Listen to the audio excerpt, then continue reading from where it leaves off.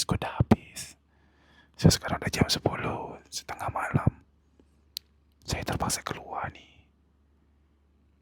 Sebab saya risau nanti kalau malam dia dah lapar, dia tak boleh nak makan. Lapar tak?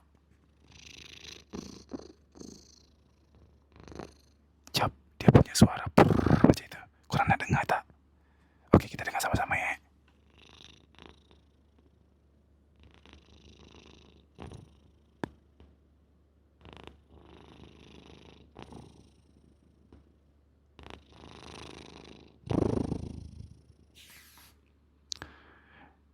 Saya rasa dia tengah lapar. Tak apalah, saya nak keluar je beli makanan dia.